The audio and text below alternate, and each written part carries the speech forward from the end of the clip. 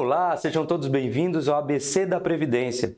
Hoje vamos falar sobre conversão de tempo especial em comum. Tempo especial. Há algum tempo, no regime próprio, nem ouvimos falar de aposentadoria especial. Ela estava lá regulamentada antes da emenda 103, no parágrafo 4º, artigo 40 da Constituição, mas não era aplicada no regime próprio de Previdência Social. Sabemos e veio a súmula vinculante número 33 do Supremo Tribunal Federal, que trouxe e vinculou a administração e o judiciário a analisar as aposentadorias especiais pelas regras da Lei 8.213, a lei do regime geral, a lei lá do regime geral que é gerido pelo INSS.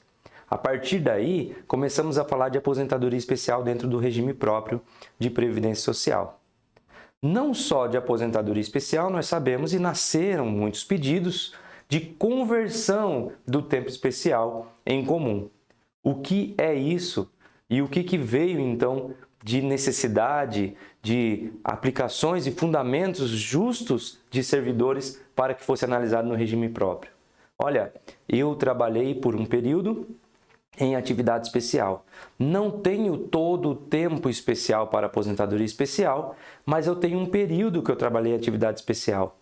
Não é justo que eu espere o tempo total comum. Não é justo que eu, servidor, por exemplo, na regra antiga, antes da emenda 103, aguarde 35 anos para ter uma aposentadoria, se na regra da aposentadoria especial eu iria aposentar com 25 anos. Se na metade do tempo eu trabalhei com tempo especial, então, para mim, é justo que metade do período seja metade de 35 anos, mas a outra metade seja metade dos 25 anos, já que eu tive essa mistura do tempo comum com o tempo especial. O que falávamos lá no regime próprio de Previdência, e alguns falam até hoje, olha, desculpa, conversão de tempo comum em especial não ocorre no regime próprio. Não tem fundamento legal para ser feita no regime próprio. O que nós temos e o que veio? Vem uma decisão, então, do Supremo Tribunal Federal, e essa por repercussão geral, em recurso extraordinário 101.4286, o tema 942 do Supremo Tribunal Federal, e ele falou, olha, sim, pode haver conversão no regime próprio de Previdência Social.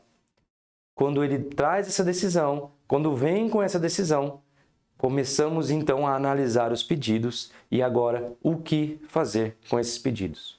Como você sabe, não custa lembrar, o que é a conversão do tempo especial em comum?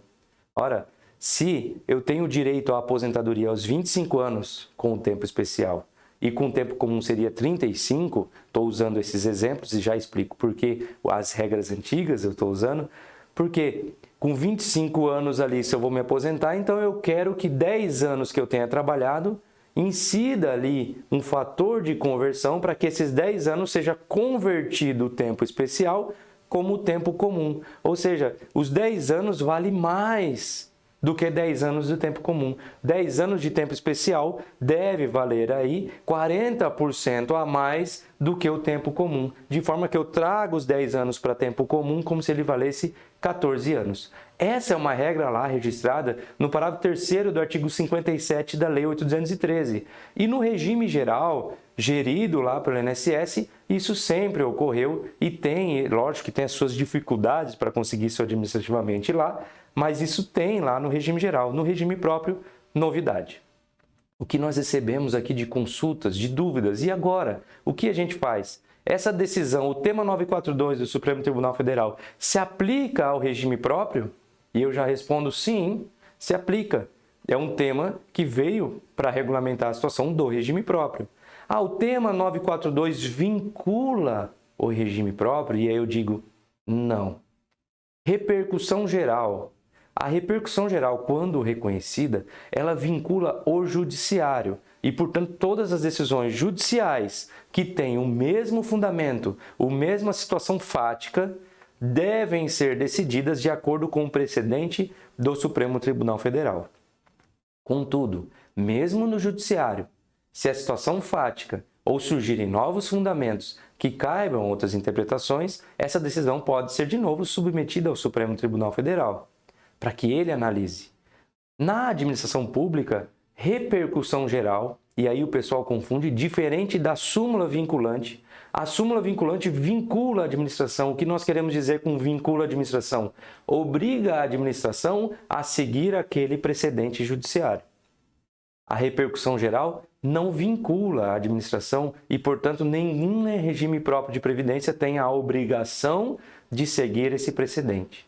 O que a gente sempre diz, sempre analisamos, sempre falamos, quando se trata de repercussão geral, analise o tema, estude as decisões, estude os votos. Se lá analisando esse tema ele é coerente, faz sentido, tem fundamento e você não vislumbra mais nenhuma discussão sobre o tema, adote a repercussão geral na administração. Pode adotar? Pode. Embora não vincula, como tem repercussão geral, já pode adotar a repercussão geral. Eu falo, adote. Não vou lá ficar falando não para alguém entrar na justiça, obter um sim e depois eu ter um passivo judicial para pagar, um passivo judicial aí que vai trazer maiores problemas para o regime próprio de previdência. É o regime próprio de previdência lutando para atingir inflação mais meta atuarial e aí de repente você aí negando a pessoa entrando com uma ação judicial e obtendo a inflação mais 1% de juro ao mês. Então temos que tomar esse cuidado. No caso específico da conversão de tempo especial em comum, particularmente, nós queremos trazer para vocês alguns cuidados.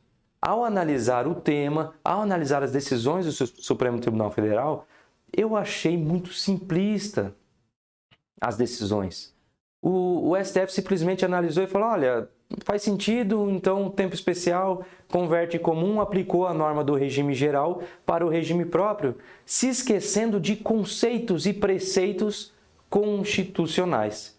E aí, gente, importante, se não vincula essa tese ao regime próprio, à administração pública, se o regime próprio não é obrigado a seguir e agora surgem fundamentos que contrariam essa decisão, me parece adequado. Me parece que devemos tomar mais cuidado para, de repente, provocar novamente o Supremo Tribunal Federal para discutir a tese que ali foi definida. Por que eu digo isso? Em momento nenhum, o Supremo Tribunal Federal, por exemplo, analisou o parágrafo 10 do artigo 40 da Constituição Federal, que vai trazer lá a proibição, a vedação de contagem de tempo ficto. Tínhamos até 16 de dezembro de 98, pela emenda 20, situações, inclusive, de conversão de licença-prêmio para aposentadoria e convertir em dobro, aquelas regrinhas de estatuto, olha, se você trabalhou, a mulher, por exemplo, 29 anos, 6 meses e 1 dia, eu vou considerar já que você tem 30 anos e já tinha direito à aposentadoria.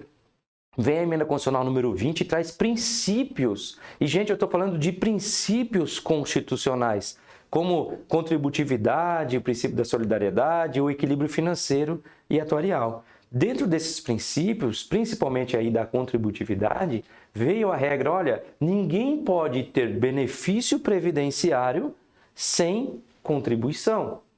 Ninguém pode obter uma vantagem, um benefício previdenciário sem contribuição. E aí chega essa regra para o regime próprio de previdência e veda aquelas situações que nós tínhamos em estatuto de conversão de licença-prêmio em dobro ou outras regras que garantiam uma contagem somente por tempo de serviço e sem a devida contribuição. Olha, principalmente por isso, como que eu vou considerar 10 anos, onde houve contribuição para esses 10 anos, como 14? Eu estou transformando um tempo comum em tempo ficto. Aí você diz, não, mas era tempo especial, não era ficto, era tempo especial. Olha, se nós formos lá no regime geral, nas regras que foram invocadas pelo Supremo Tribunal Federal, lá sim há a conversão. Por que há a conversão? Porque a empresa que tem funcionários, que tem servidores, que trabalham com exposição a agentes nocivos à saúde, ela contribui mais para o INSS. E por ela ter pago mais ao INSS, esse trabalhador, quando vem se aposentar e tem a mistura do tempo especial com o tempo comum, é lógico, o INSS fala, olha, já que você pagou mais, eu vou converter o seu tempo especial em comum. No regime próprio, não tem esse a mais. No seu cálculo, ainda que você fale, mas quem paga é a empresa lá, então quem tem que pagar é o município.